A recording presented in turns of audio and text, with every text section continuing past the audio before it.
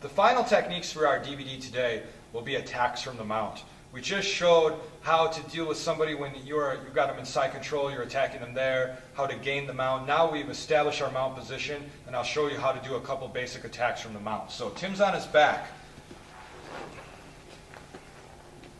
I mounted my opponent here.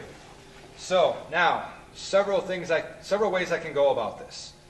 The first thing is I like to double and triple my moves up, especially with these basic moves, so I can maybe catch my opponent a little more off guard.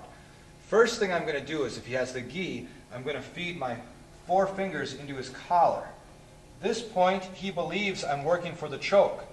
Many times my opponent will trap my arm, and they'll wait for me to reach over for this side, and then they'll bump me over and throw me.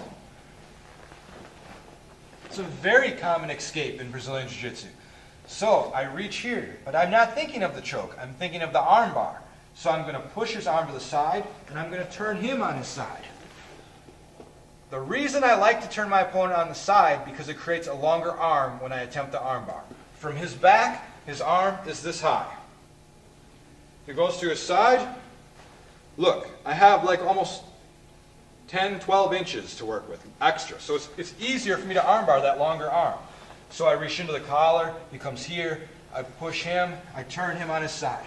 Now, I'm going to take this hand, I'm going to put it in front of his face. You could be real mean and put it right on his face, but I'm going to put it in front like this. Now, I can bug him with my forearm in his throat to make him not think about the armbar, he's thinking about his throat. And I step over, that also gives me balance. I step over, and now I start to work my armbar. From the armbar position, I want to catch close to the wrist. I like to hold the leg a lot to prevent the roll. I squeeze my knees together, fall back, and there's my basic armbar.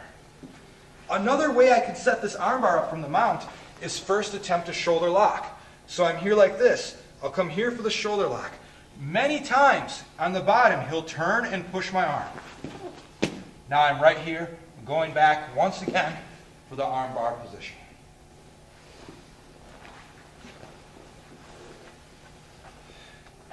From here, when I turn here like this, and I have his arm, and he's really holding tight here, it allows me to do a couple different chokes.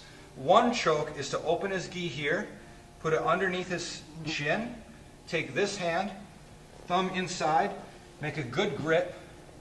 This hand comes here, hand inside, and I posture up and create the choke.